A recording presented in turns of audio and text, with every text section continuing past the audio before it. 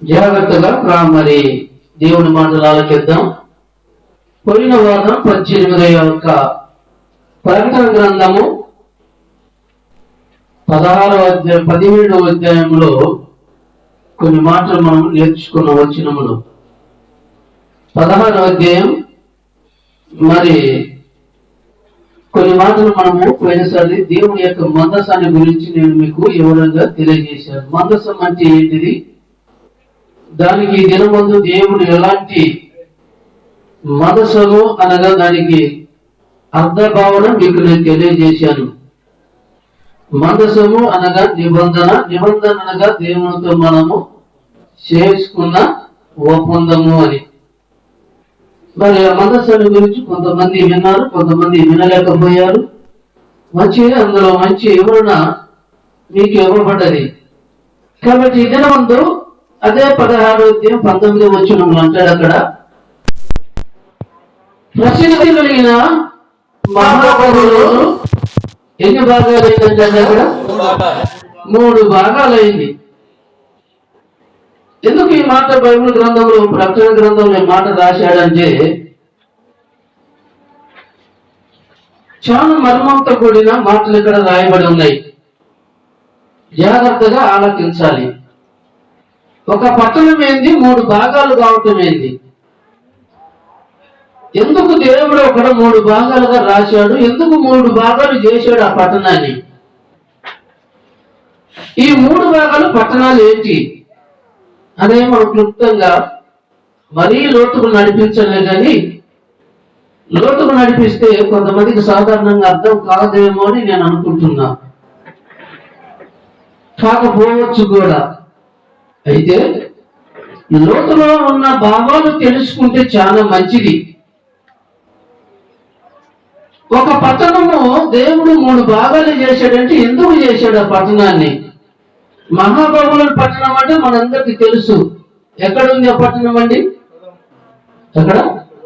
సొదమ. ఏ రాజు పరిపాలన ఉన్నాడు? బబులోను దేశం.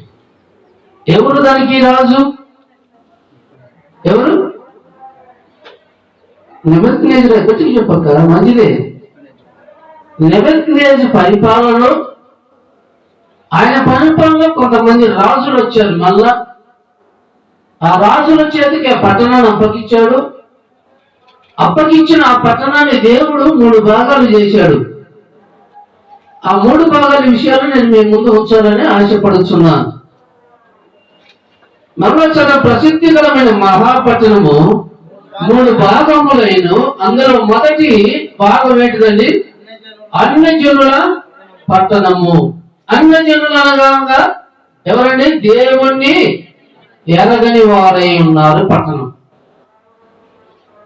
అన్యజనులు ఒక పట్టణం అనగా దేవుణ్ణి ఎరగని వారు, దేవుణ్ణి నామకార్థమైన జీవితంలో నమ్ముకుని వారు, దేవుని యొక్క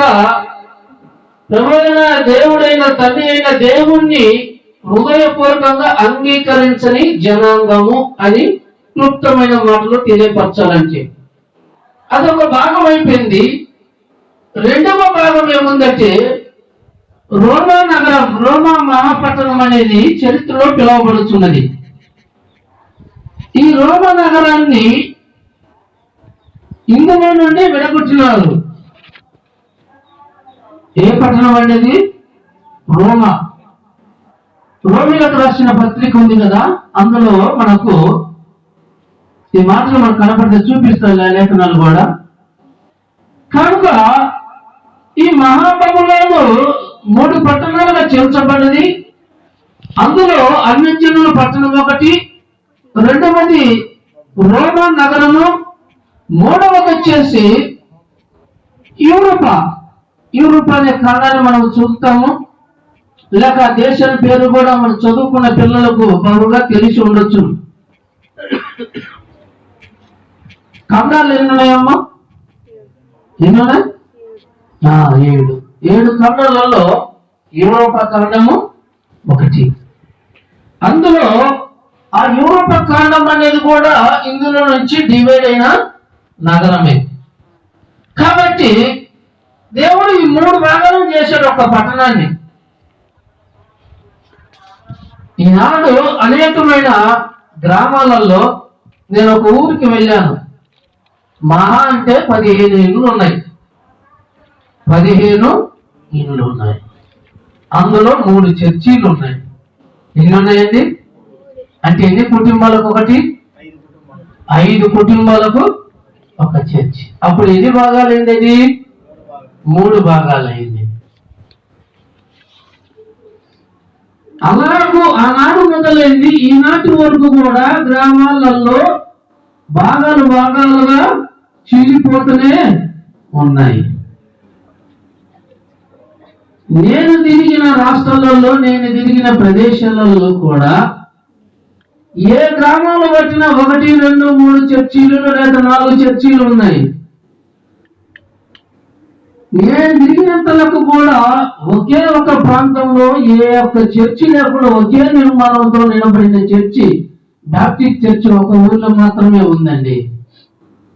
ఒక ఊర్లోనే ఉంది. ఏ చర్చి లేదు. సుమారుగా అక్కడ కూడా 250 కుటుంబాలు ఉన్నాయి. అయినా ఆ యొక్క ఊర్లో ఆ యొక్క చర్చి తప్పక రెండవ చర్చికి అవకాశం ఎవరు ఇవ్వలేదు. అక్కడున్న సంఘ పెద్దలు. ఆ ఊరేదో కాదు, మా పాస్టమ్మ గారి యొక్క ఊరే, గురవశాల. అఫ్కోర్స్ కట్టించుండొచ్చునేమో, కానీ అందులోకి వెళితే మాత్రం తప్పు వేస్తారు.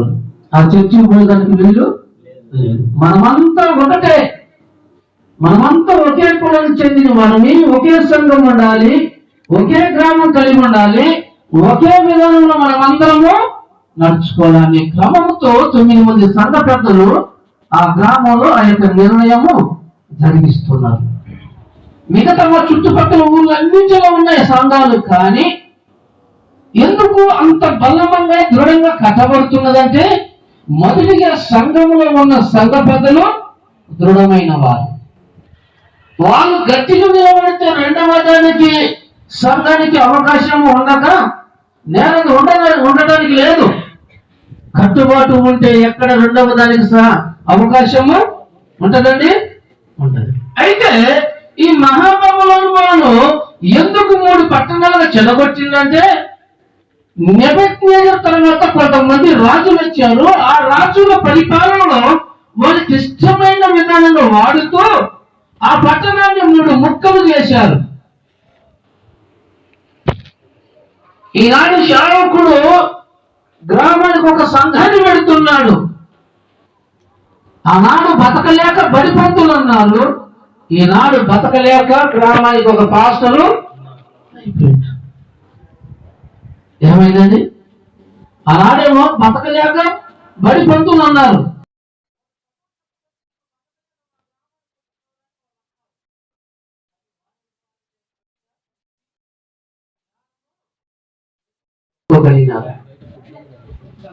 కానీ ఈరోజు ప్రతి గ్రామానికి ఒక పాస్టర్ ఉన్నాడు. అంటే వారి బతకలేక కాదు, కానీ సేవను అందించడానికి మన గ్రామాలకు వారు వస్తున్నారు. కనుక ఆ విధంగా వస్తూ గ్రామాన్ని కూడా చీలబట్టి సంఘాలను ఏర్పాటు చేసిన సేవకులు ఉన్నారండి. సేవకు మొదట్లో సేవకు వస్తున్నారు, సేవ జరిగిస్తున్నారు. సేవ జరిగించిన తర్వాత కొంతమందిని కూడగట్టుకొని ఆ కొంతమందిని ఆ గ్రామాన్ని స్విచ్ పెట్టి ఆ గ్రామానికి పక్కగా విడగొట్టే సేవకులు లేకపోలేదు. బహుశా నేను ఈ ఊర్లో అదే జరిగిందని అనుకుంటున్నాను. చూడటానికి ఏమన్నా కట్టుబట్టుకున్నారు, కానీ సంఘాలకి ఏమన్నాయండి? 2కి డివైడ్ అయ్యారు. అంటే నేనే వేరే ఉద్దేశంతో మాట్లాడటం లేదు. అలాగా చెడగొట్టుకునేవారు జనాలు, ఇది చెడిపోయేవారు ఉన్నారు అనేది నేను ఉద్దేశంతో నేను ఆ మాట మాట్లాడుతున్నాను. ఆనాడు ఉన్నది, ఆనాడు నుండి ఈనాటి వరకు కూడా ఊరుగా కాదు, పట్టణాలు కాదు, దేశాలు కాదు, అన్ని విధాలుగా చెడగొట్టుకుంటూ ముక్కలుగా చేసుకుంటూ పోయారు. ఆనాడు జరిగింది అదే. కనుక నా ప్రేమని దేవుని బిడ్డలారా, ఎందుకు ఈ మాట నేను మీకు తెలియజేస్తున్నానంటే, మహాబబులోను కూడా ఒకటిగా ఉన్నంత సేపు ఏ శత్రువు దాని మీద కన్ను వేయలేదు, కానీ ఏ యొక్క రాజు ఆ పట్టణం మీద కన్ను వేయలేదు, కానీ ఏ యొక్క రాజు వచ్చిన దాన్ని జయించలేదు, కానీ ఏ యొక్క రాజు వచ్చిన దాన్ని లోపరుచుకోలేదు. కానీ ఎప్పుడైతే ప్రజల మాటలు విని, పక్క దేశాల యొక్క రాజుల మాటలు విని, ఎప్పుడైతే నెబుకద్నెజరు లొంగిపోయినాడో, ఆశకు తలవంచుడో, ఆ ఆశను బట్టి అనేక మంది రాజులు అక్కడికి రావటానికి కారణమైంది. అందుకే దాన్ని ప్రతి రాజు ఒక్కొక్క భాగాన్ని ఒక్కొక్క ముక్కగా వెడగొట్టిండు.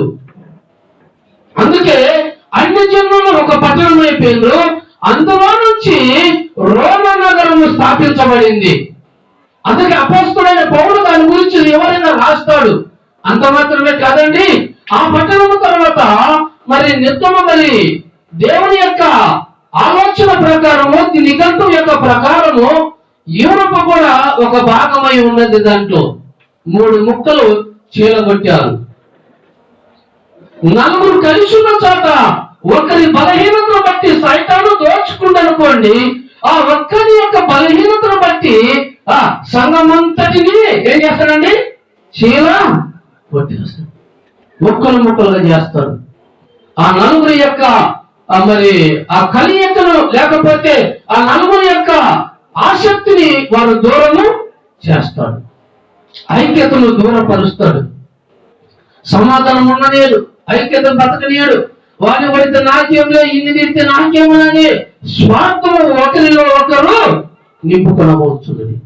అటువంటి క్రియ జరిగింది కాబట్టి ఆ మహాబబులోను 3 ముక్కలు అయితే, ఒకసారి అంట ఇలాగనే మనం ఎలాగైతే కూడుకున్నామో ఒక దినం ఉందంట, పరలోక రాజ్యంలో దేవదూతలంతా కూడుకొని సంభాషణ చేస్తున్నారంట. ఏం చేస్తున్నారండి? సంభాషణ చేస్తున్నారు. ఏమి సంభాషణ అంటే, ప్రభు అయిన యేసుక్రీస్తు దగ్గరికి వచ్చి దేవదూతలు అంటున్నారంట, మహాబబులోనుకు అయ్యా అది 3 ముక్కలైంది. ఆ 3 ముక్కలు కావటానికి కారణం ఏంటంటే, ఆ దేశంలో ఎక్కువగా పాపము చోటు చేసుకుంది కాబట్టి ఆ దేశానికి మాత్రము మనం వెళ్ళేటప్పుడు నీ కోపోగ్రము, లేకపోతే ఈ ద్రవ్యము, లేకపోతే నీ యొక్క కోపాగ్ని యొక్క నింపబడిన మద్యము అది ఎవరికి ఇవ్వాలని దేవుడి సముఖం ముందు కూర్చొని మాట్లాడుతున్నప్పుడు దేవుడి దూతలు అక్కడ రాయబడింది కదా, చదవండి, కింద ఉంది అక్కడ ఆ వచనములో. మహాబబులోను చదువుతుంది. ప్రసిద్ధికరమైన మహాపట్టణము 3 భాగములైన అన్యజనుల పట్టణము కూలిపోయాను. తన తీర్థమైన ఉగ్రతను మద్యము గల పాత్రను మహాబబులోనుకు ఇవ్వవలనని దానిని దేవుని యొక్క సముఖమునందు ఏం చేసినట్టండి? మద్యపానం ఎవరికి ఇవ్వాలండి? ఎవరికి ఇవ్వాలా చెప్పండి? ఎవరికి ఇవ్వాలా? కొద్దిగా జరిగిన కూర్చోండి పాపం, మళ్ళీ ఎంత చదువుకుంటే వాళ్ళు గోడ చదువుకుంటారు, మళ్ళీ ఇబ్బంది. నేను అనుకున్నా అసలు ఈ ప్లేస్ రాలేము అనుకున్నా. నేను అదే వార్తలు ఆడిన పెద్ద మనుషులతోటి. శనకాశనది కూడా అది ఆడ సరిపోద్ది అన్న, అక్కడ ఎందుకన్నా ఎన్నో రోడ్లు పెట్టి పోద్ది కదా అనుకున్నా. ఇదే కదా కూర్చోటానికి ఇంకా మస్తు కొద్ది బయట స్థలం ఎవరు రాలే. ఇది ఎవరు కీనే పెట్టినామన్నా మత్తుగా అవుతుంది కానీ నాగరాజు అన్నా కాశన్ అంటారు. కానీ కాదు ఇక్కడ బట్టలు చేయనారు నాకు తెలుసు అని నేను అంటాను. లాస్ట్కు వాళ్ళ మాట గెలిచింది, నా మాటే పోయింది. కాబట్టి నా ప్రేమ దేవుని మీద మంచిది. కానీ దేవుని యొక్క పరలోక రాజ్యంలో ఒక సముఖం కూడి మాట్లాడుకుంటున్నప్పుడు అంతా ఆ దేవదూతలు అంటున్నారు, ఈ యొక్క మద్యము యొక్క పాత్రను ఏ దేశానికి ఇవ్వాలి, ఎక్కడ ఇవ్వాలి అని వారు కూర్చొని మాట్లాడుతున్నప్పుడు అంట ఈ దేవదూతలు అంటున్నారు, ఇది మహాబబులోనుకు ఇద్దామయ్యా.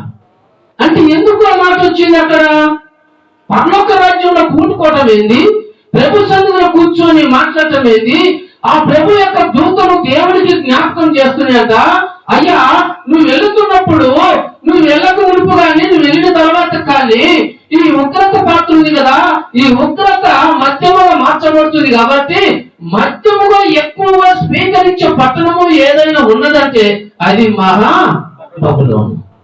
ఇది ఆల్రెడీ మీకు ముందు చెప్పాను. మద్యానికి మూల ప్రాంతం ఏదనేది నేను మీకు తెలియజేశాను.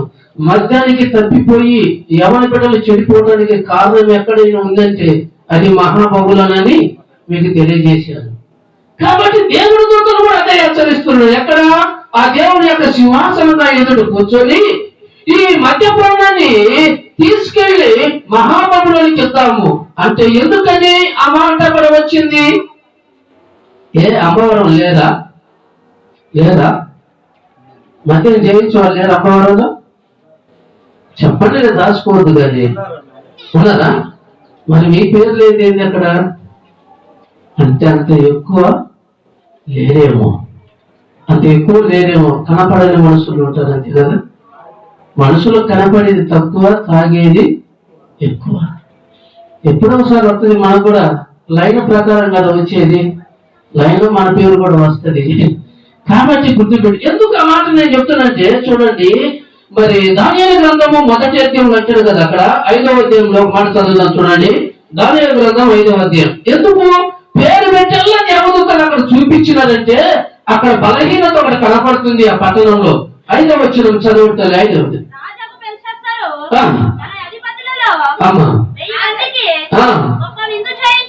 గొప్ప విందు చేయించి 1000 మందితో కలుసుకొని ద్రాక్ష రసము తాగుచుండెను. ఏం తాగుతున్నారంటమ్మా? ద్రాక్ష రసం. ద్రాక్ష రసం అంటే అది మత్తు పదార్థం. ఎప్పుడు మత్తు? పాత నిబంధన కాలంలో మత్తు పదార్థం. కానీ పాత నిబంధన కింద ఉన్నారు కాబట్టి ఎక్కువగా దేవుడి ప్రేమ కంటే కూడా, దేవుడి వాక్యం కంటే కూడా దేనికి ప్రాధాన్యత ఇచ్చారంటే వాళ్ళు మత్తు పదార్థానికి ప్రాధాన్యత ఇచ్చారు. ఆనాడు కలిగి ఉన్న జనాలన్నిటిలో కూడా, ఆనాడు కూడి ఉన్న రాజ్యాలన్నిటిలో కూడా, ఆనాడు పట్టణములన్నిటిలో కూడా మొట్టమొదటి పట్టణముగా మద్యపానం ఛేదించే పట్టణము ఏదైనా ఉన్నదంటే అది మహా బబులోను. కాబట్టి అందుకు దేవుని యొక్క సముఖంలో దేవుడి దూతలు కూడుకొని అంటున్నారయ్యా, ఎక్కువగా ఈ భూమి మీద ఉన్న పట్టణాలన్నిటికంటే కూడా ఎక్కువగా మద్యము సేవించే పట్టణము ఏదైనా ఉన్నదంటే అది మహాబబులోనయ్యా. కాబట్టి ఈ పాత్ర వారికి ఇయ్యటము మేలు. ఏ పాత్ర అండి? మద్యము కలిగిన పాత్ర ఆ దేశానికి, ఆ ప్రజలకు వియ్యటము మంచిది. అక్కడ దేవుని వాక్యం వినరు, అక్కడ దేవుని ప్రార్థనకు రారు, అక్కడ దేవునికి చోటు లేదు, అక్కడ ప్రజలకు చోటు లేదు. దేనికి చోటు ఉందంటే మధ్యాహ్నానికి మధ్యమునకు చోటు ఉంది, తాగుడుకు చోటు ఉంది. నీ వాక్యానికి చోటు లేదు, యేసుక్రీస్తు వాక్యానికి చోటు లేదు, యేసుక్రీస్తు తల ఉంచుకోవడానికి స్థలము అసలు లేదు. రెండవదిగా వారి వ్యక్తి జీవితం ఎట్లుందంటే చూడండి, మరి 3వ వచనం చదవడం చూడండి. 3వ అధ్యాయంలోకి వచ్చేసరికి వారు ఎలాంటి ప్రవర్తన కలిగి ఉన్నారంటే, చదువమ్మా, చదువుతుంది 3వ అధ్యాయం అమ్మా. అందుకు వారు యెరూషలేములోని ఆలయములో నుండి తీసుకున్న సువర్ణపు కారణములను తెచ్చి ఉంచగా అతని అధిపతులను, రాణులను, ఉపపత్తులను వాటిలో ద్రాక్ష రసము పోసుకుని.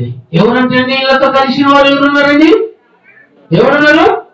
రాజులున్నారు, రాణులున్నారు.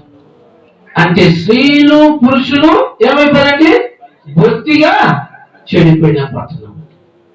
మన గ్రామం అన్నం మేలండి. ఓడి పురుషులను దాకొచ్చి ఇంట్లో వండుకుంటున్నామో కానీ స్త్రీలు మాత్రం ఏదానం తాగినమ్మా? ఏమో తాగినాం చెప్పండి. ఆ రోజులలో తాగిరు, మళ్ళా పూర్వీకి రోజులలో ఆడవాళ్ళు కూడా తాగిరు.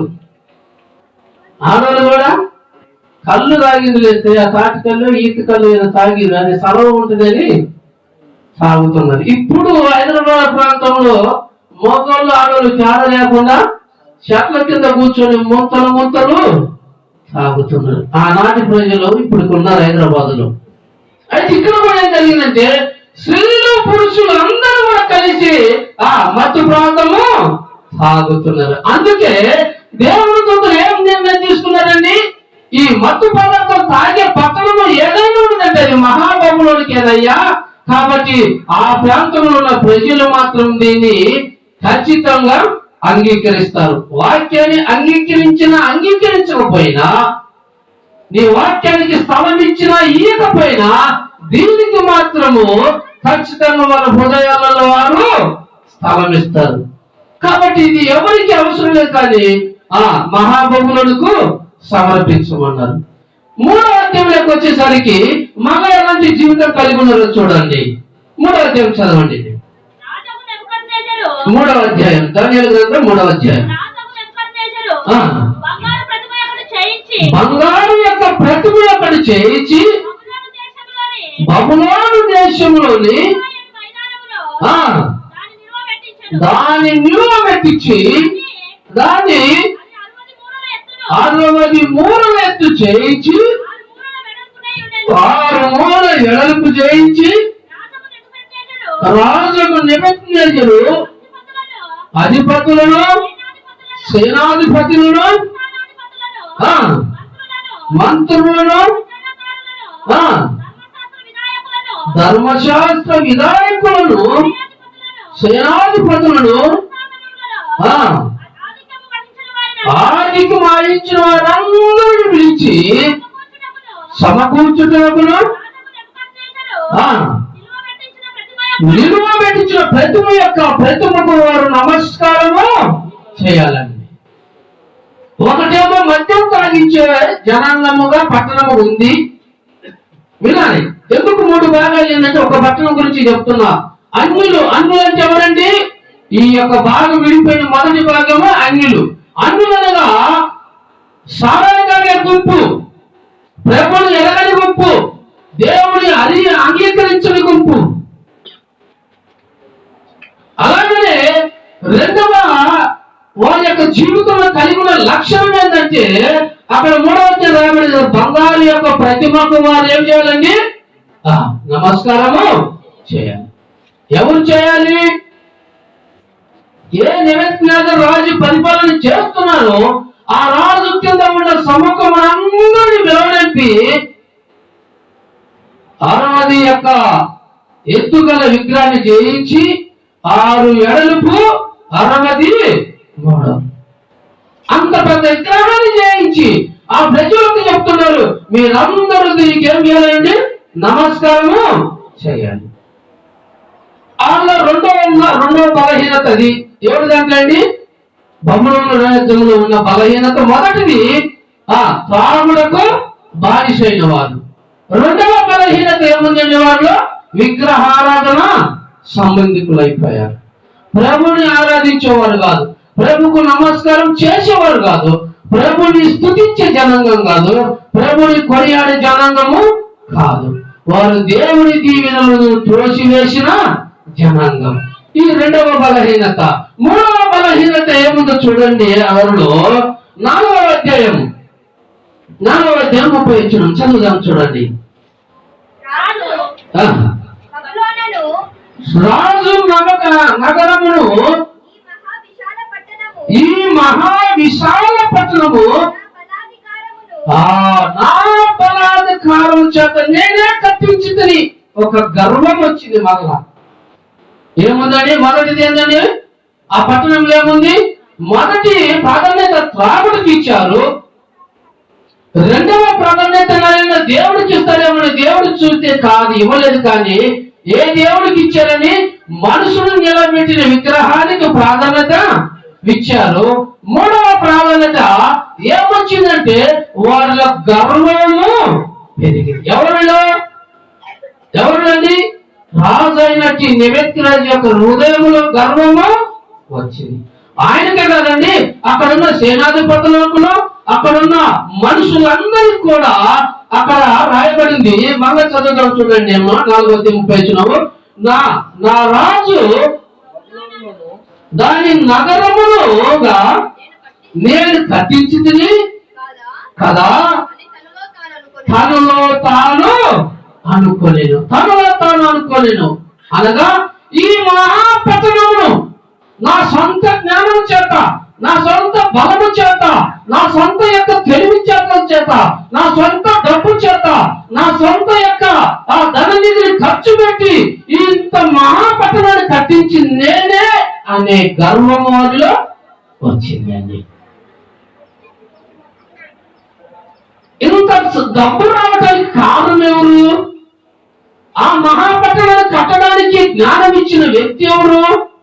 నీ తల్లి ఇచ్చిందా? నీ తండ్రి ఇచ్చిందా? నిన్ను రాజుగా స్థిరపరిచిన దేవుడు ఎవరు? నువ్వు చేసిన బొమ్మ స్థిరపరిచింది నిన్ను కాదే. వీటన్నిటికీ నిన్ను కట్టించడానికి, ఒక నాయకుడు వెళ్ళడానికి నీ వెనక ఒక రూపాత్ముడు కలిగిన దేవుడు ఉన్నాడన్న సంగతి ఆయన మర్చిపోయాడు. నిన్ను మనిషిగా పుట్టించి ప్రాణం ఇచ్చి ఒక తల్లి గర్భంలో నుండి నిన్ను బయటికి రప్పించి ఒక దేశానికి రాజుగా ఇచ్చి ఆ రాజుకు కావలసిన జ్ఞానాలను అనుగ్రహించిన, నీకు ఆ సంపాదన కలగజేసిన దేవుడు, నీకు ఆ డబ్బును సమకూర్చిన దేవుడు, నీకు కావలసిన ఆ జనులందరినీ నీ చేతుకు అప్పగించిన దేవుణ్ణి మర్చిపోయి అంటుండు కదా, ఈ నగరాన్ని కట్టించింది ఎవరు? నేను కదా. కదా చూడటానికి 4 అంతస్తులు కట్టించినవేమో, నీ మనసులో అనుకునేవు నాది అని. నాదనేది నేను ఎన్నటికీ నిలబడదండి. నాదనేది ఎన్నటికీ నిలబడదు. అది నీ చేత కాదు. దానికి రూపకల్పన ఇచ్చింది ఎవరండి? నా ప్రభు అయిన యేసుక్రీస్తు.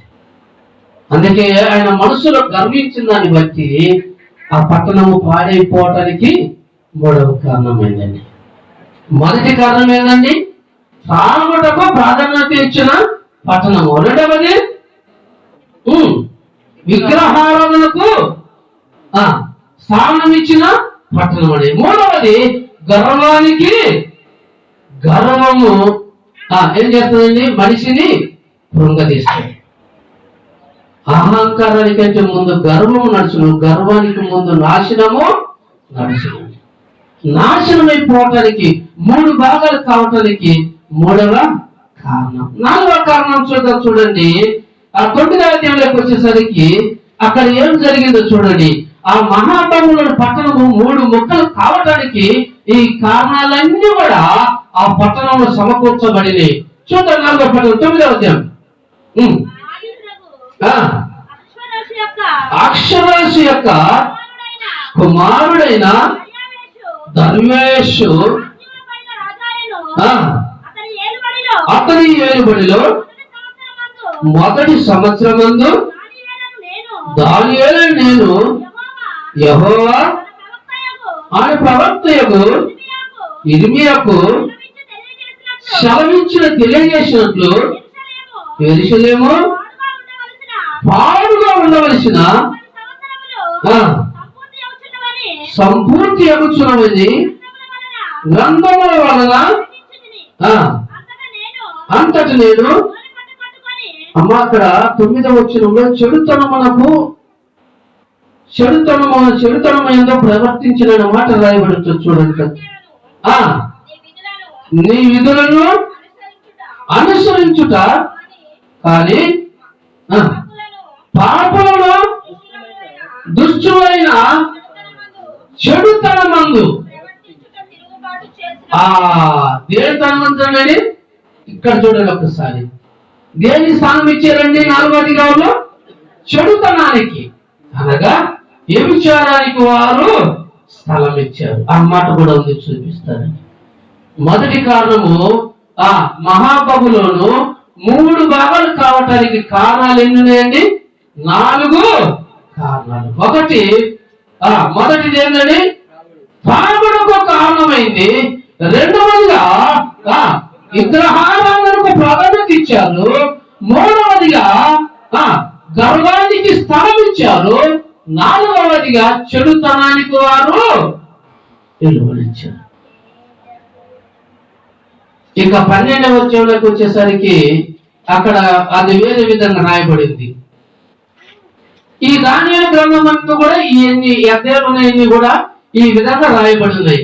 అందుకే దానియేలు గ్రంథంలో మహాబబులోను పట్టణం చెడిపోవటానికి కారణము దేవుని దృష్టికి అది నీచమైనదిగా, దేవుని దృష్టికి బలహీనమైన పట్టణముగా కనపడుతుంది. అంటే ఈ అంశాలన్నీ ఆ పట్టణంలో ఉన్న ప్రజల జీవితాలలో దాగి ఉన్నాయి. అందుకే దేవుని యొక్క దేవదూతలు ఆ పరలోక రాజ్యంలో సముద్రముగా కూడుకున్నప్పుడు, వాళ్ళు మాట్లాడుకున్నప్పుడు ఈ బలహీనతలన్నీ కూడా ఒక దినమందు వారు గమనించారు. ఏ సమయం ఉందో తెలుసండి, ప్రతి తెల్లవారుజామున 3 గంటల సమయంలో, ఆ మాటను కూడా చూపిస్తాను మీకు ప్రకటన గ్రంథంలో. తెల్లగంట సమయంలో 3 గంటల సమయంలో ప్రదేశాలు తిరుగుతున్నప్పుడు, పట్టణాలు తిరుగుతున్నప్పుడు, ఏ గ్రామంలో ఏ పట్టణంలో ఏ విధంగా ప్రజలు నివసిస్తున్నారని చూస్తున్నప్పుడంతా ఆయన కను దృష్టికి చెడిపోయిన పట్టణముగా, ఆ బానిసలు మరియు ద్రాక్షరసానికి ప్రాధాన్యత ఇచ్చిన పట్టణముగా, అలాగనే చెడుతనానికి ప్రాధాన్యత ఇచ్చిన పట్టణముగా, అలాగనే గర్వానికి స్థానం ఇచ్చిన పట్టణముగా, అలాగనే విగ్రహారాధనకి స్థానం ఇచ్చిన పట్టణముగా, ఇవన్నీ కూడా దేవదూతలు ఆ పట్టణము తిరుగుతున్నప్పుడు ఇవన్నీ కూడా దేవదూతలు ఏం చేశారండి, గమనించి చూశారు. ఆ పట్టణమే కాదండి, ప్రతి మనిషి హృదయ తలంపు వారు చూస్తున్నారు. వారి గృహాన్ని చూశారు, వారి పట్టణాన్ని చూశారు, ప్రతి గృహంలో ఉన్న ప్రతి మనిషి యొక్క తలంపును చూశారు. అందుకే వారు ఏమంటున్నారంటే, ఆ పట్టణానికి ఏమి వేయాలంటే మద్యపానము ఆ పాత్రను దానికి ఇద్దామయ్యాడు. ఇంత ఘోరమైన మాట మన ఏ ప్రాంతానికి కూడా ఇవ్వలేదండి. 7 సంఘాలకు ఉన్నాయి, కానీ 7 సంఘాలకు ఇటువంటి మాట ఎక్కడ కూడా రాయలేదు. బైబుల్ మీద ఎక్కడ కూడా దొరకదు కూడా అది. అందుకే ఇంత చెడుతనానికి ఇంత దిగజారిను కాబట్టి వారు దేవుని యొక్క సముఖమునందు ప్రత్యేకముగా వారి పట్టణం పేరు, ఆ ప్రజల పేర్లు దేవుని దృష్టికి తీసుకొచ్చారు. ప్రియమైన తల్లిదండ్రులారా, నా దేవుని బిడ్డలారా, ఈరోజు మన పట్టణం ఎలా ఉంది, మన గ్రామం ఎలా ఉంది? మన గ్రామం గురించి పరలోక రాజ్యంలో దేవుని బిడ్డలు మాట్లాడుతున్నారు, దేవుని దూతలు మాట్లాడుతున్నారు. ఈ గ్రామానికి ఏం తీసుకురావాలని, ఈ గ్రామంలో ఉన్న ప్రజలు ఎటువంటి వారని, ఈ గ్రామంలో ఉన్న ఈ సంఘంలో ఉన్న ఈ సంఘానికి మరి దేవుడు ఎటువంటి పాత్రలు సిద్ధపాటు చేయగలుగుతున్నారనేది మన గ్రామస్తులకే, మన సంఘానికి మాత్రం అది తెలుసండి. ఐక్యత లేదా, సమాధానం లేదా? ఇదిగో ఈ పట్టణ వాసులు చెప్పినట్టు 3 ముక్కలుగా కలిగి ఉన్నారా?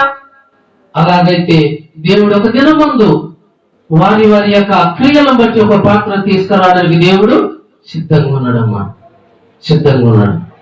చూడండి, ఒక మహాబబులోను పట్టణమే ఒకప్పుడు ఒక ఎలుగెలిగిన పట్టణము, చుట్టుపక్కల ఉన్న ప్రాంతాలకు ఒక రాజధానిగా ఉండాల్సిన పట్టణము 3 భాగాలు అయిపోయింది. ఆ 3 భాగాలలో 1వ అధ్యాయం మొదలుకొని 9వ అధ్యాయం వరకు చూసినట్లయితే కొన్ని లక్షణాలు చూపించాను. మొదటిగా కొంతమంది మద్యానికి పాత్రులైన వారు ఉన్నారు. రెండవదిగా విగ్రహారాధనకు లోనైన ప్రజలు ఉన్నారు. మూడవదిగా గర్వంగా ప్రవర్తించే ప్రజలు ఉన్నారు. 4వది చెడుతనాన్ని జరిగించేవారు. చిన్న పిల్లలు మొదలుకొని పెద్దవారు వరకు కూడా పాపానికి దాసులైనారు, వ్యభిచారానికి దాసులైనారు, అక్రమ సంబంధానికి దాసులైనారు, పాపానికి పూర్తిగా వారు బానిసలైపోయినారు. కాబట్టి దేవుడు ఆ పట్టణాన్ని దహించ తలుసుకున్నారండి. ఆయన కోపాన్ని ఒక మద్యముగా మార్చి ఆ ప్రాంతానికి ఇచ్చి వారి నోటిలో పోసేటప్పుడంట వారి నోటిలోకి పోయేటప్పుడు అది తాగుతున్నప్పుడు మద్యములో ఉంటది కానీ కడుపులోకి వెళ్ళేటప్పుడంట నిత్యులు వారి నోటిలో పోసినట్టుగా ఉంటుందనే మాటలు కూడా నేను ముందుగా మీకు తెలియజేశాను. ఇటువంటి బలహీనతలు మన సంఘంలో ఏమైనా ఉన్నాయా? ఒకవేళ ఉన్నట్లయితే సరి చేసుకుంటాం. సరి చేసుకోకపోతే ఒక దినం ఆయన పాత్ర తీసుకొని వస్తాడు. ఈ పాత్రలో ఇప్పుడు మనం తాగుతున్నాం. ఇదే పాత్ర ఆయన కోపమును నింపి ఆయన పాత్రలో చేయబోతున్న మనమందరిని కానీ వేయని వారందరూ కానీ ఒక దినమును అందరికి ఒక పాత్రలో ఆయన తాపబోతుండో. ఒకవేళ నువ్వు పవిత్రంగా దేవుని కోసం ఎదిగినట్లయితే నీ యొక్క పాత్ర వేరుంటది. అలాగనే అన్యుల జీవితం కలిసి ప్రభువుని అంగీకరించకుండా పాప క్షమాపణ లేకుండా బ్రతుకుతున్న నీకు కూడా ఒక పాత్ర దేవుడు తీసుకొస్తున్నాడు. ఆ పాత్రలో మద్యముతో నింపబడుతున్నది. ఆ మద్యమే దేవుని యొక్క రోషము, దేవుని యొక్క కోపము. ఆ కోపమే నిప్పు వలె మండుచున్న పాత్రని. ఆ అగ్ని నీ నోట్లో పోయక మునిపే ప్రభు దృష్టికి మనం అందరిని కూడా సమర్పించుకుందాం.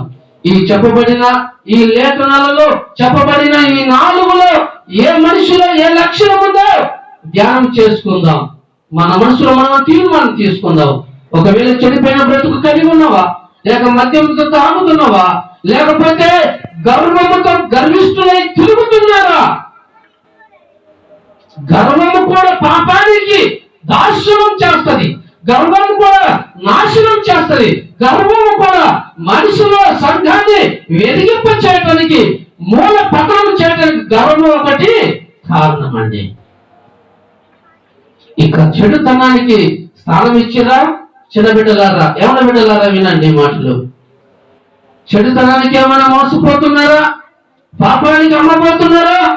అక్కడ సంబంధాలు పెట్టుకుంటున్నారా? అయితే ఇదిగో దేవుడి యొక్క తీర్మానం జరుగుతుంది.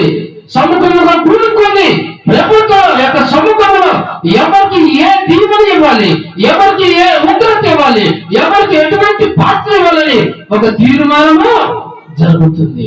నువ్వు ఏ పాత్ర అందుకుంటావో అది నీకు నీ దేవునికి తెలుసండి.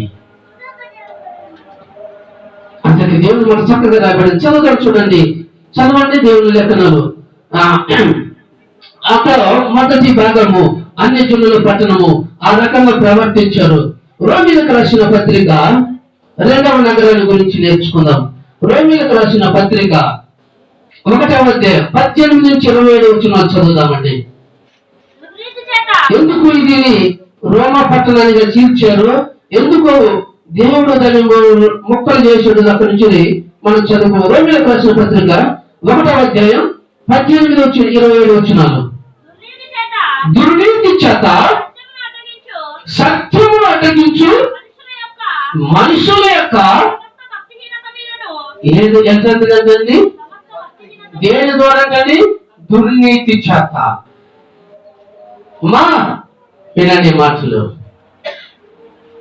మహాబబులో 3 భాగాలైంది. ఒక పట్టణంలో విగ్రహారాధన, ఒక పట్టణంలో త్రాగటము, ఆ పట్టణంలో విచారము, ఆ పట్టణంలో అహంకారం ఉంది. 2వ పట్టణానికి వచ్చేసరికంత దుర్నీతి చేత సత్యమును అడ్డగించుకుంది. సత్యం అంటే ఏంటండి? నీ వాక్యమే సత్యమై ఉన్నది. నీ వాక్యమే పాదములకు దీపమై ఉన్న ఈ వాక్యాన్ని ఆ పట్టణంలోనంట ఏం చేశారండి?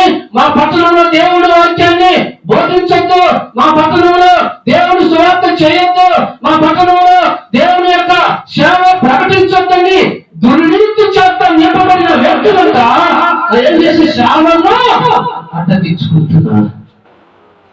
ఈనాడు మన కళ్ళ ముందు టీవీ ఆన్ చేస్తే కనపడుతుందండి. మహారాష్ట్ర, మధ్యప్రదేశ్, శ్రీకాకుళము, ఎన్ని ప్రాంతాలు మనం గమనించి చూడండి. ఎక్కడ చూసిన దుర్నీతి చేత నింపబడిన మరి బలహీనుల చేత, అన్యుల చేత సంఘాలు కూర్చబడుతున్నాయి. సంఘంలో కూడుకున్న వారిని చంపుతున్నారు. సంఘంలో కూడుకున్న వారిని బట్టలు నింపి అంగవైకల్యం చేత బజార్లో తిప్పుతున్నారు. వాళ్ళు దుర్నీతి చేత దేవుని వాక్యాన్ని అడ్డుకుంటున్నారు. అయ్యా ఒక్కసారి ఆన్లైన్ ఆపుతా.